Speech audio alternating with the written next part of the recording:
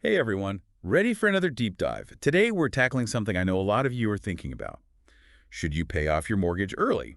We're basing this one on an episode from the Money Moves podcast. It's a great topic, and honestly, one with some surprising angles. Right, like obviously who wouldn't love to just not have that monthly payment anymore? Oh, absolutely. The emotional appeal is huge.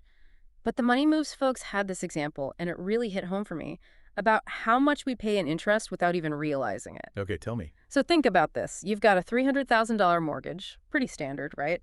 At a 4% interest rate, which is also pretty common these days, over 30 years, that's almost $215,000 just in interest. Whoa, wait, $215,000. That's like buying a whole other house on top of the one you already have. It really puts things in perspective, doesn't it? It's a huge chunk of change. So, okay, I'm already leaning towards pay it off ASAP.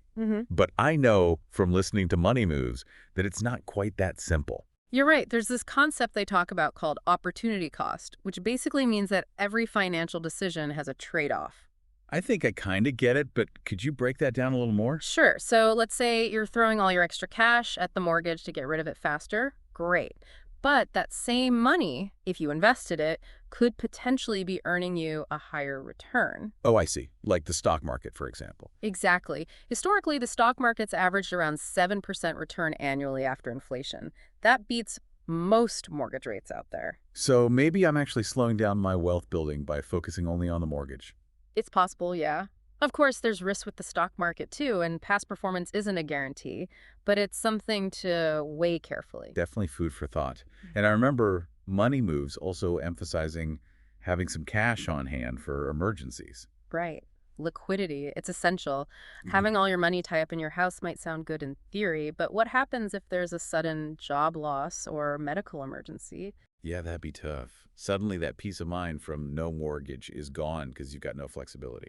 Exactly. So even if the goal is to pay off early, it's got to be done strategically. So let's say someone is determined to try and pay that mortgage off faster. What are some of the tactics they could use? I know Money Moves had a few suggestions. Oh, yeah, they had a bunch. One that stuck with me was the biweekly payments. Instead of one big payment monthly, you pay half every 2 weeks. Wait, did that really make a difference? It adds up. Yeah. Because you end up making one extra full payment per year without even noticing it much in your budget. Huh. Sneaky and effective. I like it. What else did they mention? Another good one is just making any extra payment you can, whenever you can, towards the principal. Even a little bit goes a long way over time. Oh, and they talked about using windfalls too, right? Like if you Right. get a bonus or a big tax refund. Yep. Those can be game changers. Obviously, make sure your other financial needs are covered first, but if you can, throw that extra cash at the mortgage. Okay, so biweekly, extra principal payments, windfalls, anything else? Refinancing to a shorter term can be powerful too, like switching from a 30-year to a 15-year mortgage. Higher monthly payments, sure, but you save on interest and own the house outright much faster. Gotcha. And I vaguely remember them mentioning something called the dollar-a-day method. Sounds almost too simple to work. It does, right? But that's the point. Adding just one extra dollar to your principal every day. It's the consistency that makes it powerful over the long run. Okay, I'm getting a better sense of the options now. But how does someone figure out if early payoff is even right for them? That's where it gets personal. Money Moves really stress that there's no one-size-fits-all answer. It depends on your situation, goals, risk tolerance, lots of things. So what are some of the questions people should be asking themselves to make this decision? Well, first off, do you have any high-interest debt, like credit cards? Oh, right. And he says that's got to be tackled before even thinking about extra mortgage payments, right? Yep. Because that high interest is just eating away at your money way faster than your mortgage rate probably is. Makes sense. So what's the next thing to consider? Your emergency fund. Do you have 3 to 6 months worth of living expenses saved up? It's crucial to have that safety net before putting extra money towards the mortgage. So basically make sure you're actually financially stable in the present before tackling the future. Exactly. And speaking of the future, retirement savings can't be forgotten either. Ah, yes, retirement. That's always on my mind. It should be. Even if you're gung-ho about paying off the house, don't let retirement contributions slide. It's a lot to juggle. Yeah. So if someone's got those three things in order, high interest debt paid, emergency fund set, retirement contributions happening, is that when early payoff becomes a good idea. If you've got those bases covered, then yeah, accelerating your mortgage payoff could really make a difference in your long-term wealth. Okay, So far, we've talked about the good and the bad of paying off early, and even got into some strategies, but I think it helps to hear about real people who've actually done this. Totally. Real-world examples make it way more relatable. Money Moves had this couple who paid off their 30-year mortgage in only 10 years. Frugal living, through every bonus they got at it. Inspiring stuff. Right. Dedication and a clear goal, that's what it takes. But then they also talked about people who regretted putting so much focus on their mortgage, felt like they missed investment opportunities. That's why there's no single right answer. Everyone's risk tolerance, financial goals, everything's different. So it all comes down to finding what works for you. Weigh the pros and cons, look at your own life, and then decide. You got it. Okay, I think that's a great place to wrap up part 1 of our deep dive. We've explored the allure of early payoff, but also the opportunity cost. We've looked at strategies, from biweekly payments to using those windfalls wisely. And most importantly, we've emphasized that there's no right or wrong answer, just what's right for you. And that's what this is all about, right? Empowering you to make the best financial choices. Stay tuned for part 2, where we're going to get into the psychology of debt, how it affects us emotionally, and all that good stuff. Welcome back. So we spent part 1 talking about the numbers and the strategies around early mortgage payoff. But I think it's time to get a little deeper, explore the feelings involved. Yeah, because let's be real, money decisions are rarely just about the math, right? There's a whole emotional side to it. Absolutely. I mean, for a lot of people, even if they're managing their mortgage okay, that monthly payment can still be a huge stressor. It's like this constant weight hanging over you, right? You owe all this money. It feels heavy. Exactly. So from a purely psychological standpoint, it's no wonder the idea of owning your home outright, no more debt, is so appealing. That feeling of freedom, right? Like this huge burden has been lifted. You could breathe easier, focus on other things. Exactly. And that peace of mind, that sense of security, that's something you can't really put a price tag on. Plus, think of the possibilities it opens up. Oh, yeah.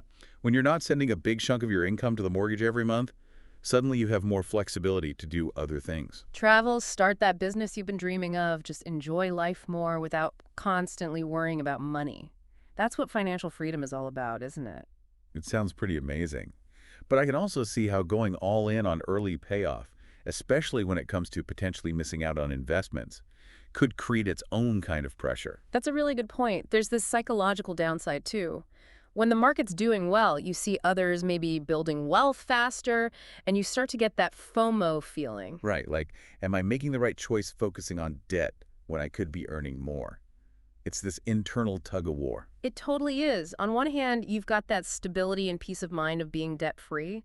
On the other hand, there's the potential for higher returns, but with the risk of missing out. So how do you even begin to find that balance? Honestly, it all comes back to those key questions we talked about before. What truly matters to you? What are your priorities? What level of risk are you comfortable with? Some people might value security above everything else, while others might be willing to take on more risk for potential gains. Exactly. It's about knowing yourself and your financial goals.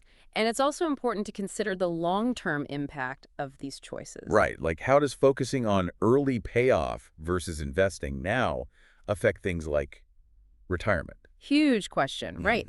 So on the plus side, being mortgage-free in retirement means a lot of your income is freed up. That's got to be such a relief. More money for travel, healthcare costs, things that tend to get more expensive as we age. Exactly. Financial security and peace of mind in your later years, that's invaluable. But the flip side is, if you haven't been investing much because you were so focused on the mortgage, you might end up with a smaller nest egg. Especially if you missed out on some big market gains along the way. Yeah. So it's this trade-off. Security now versus potentially more wealth later. That's the crux of it. And it's a decision with long-lasting consequences. There's no magic formula, no easy answer. It takes planning, careful thought, and really considering your own specific circumstances. Couldn't have said it better myself. So as we wrap up part 2 here, it's important to remember, it's not just about the numbers, it's about understanding your relationship with money, your comfort levels, your goals. Finding what truly aligns with you, whether that's peace of mind from being debt-free or the potential for greater wealth through investments. You nailed it. And in part 3, we're going to get even more practical. Tips, tools, actual steps you can take to make this decision and put your plan into action. Stay tuned. All right, so we've covered a ton of ground in this deep dive. We've looked at the financial side, the emotional side, But now I'm ready to get down to brass tacks. What are the actual steps someone can take to make this decision and, actually start working towards it? I like it. You're ready to put all this knowledge into action. It's like we've talked about all the ingredients. Now it's time to cook, right? Exactly. So where do we even begin? What's step one in this recipe for, I guess, financial peace of mind? Well, before you even think about specific strategies, you got to know where you're starting from. Take a good, hard look at your finances. So, like, gather all the info, right? Mortgage details, interest rate, other debts. Yep. Get a clear snapshot of your current situation, like a financial inventory. Makes sense. And then it's time for those big questions we keep coming back to. High interest debt, emergency fund, retirement savings. You got it. Those are essential for figuring out if early mortgage payoff really aligns with your bigger financial picture. Like, if you've got a bunch of credit card debt, that's got to be priority number one. Right, because that interest is probably way higher than what you're paying on the mortgage itself. Exactly. You're going to save more in the long run tackling those high interest debts first.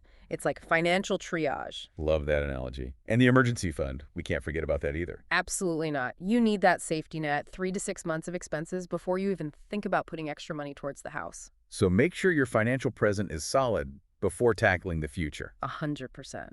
And speaking of the future, don't neglect retirement contributions. I know we keep saying it, but it's that important. It's like this balancing act, isn't it? Present, future. Got to keep all those plates spinning.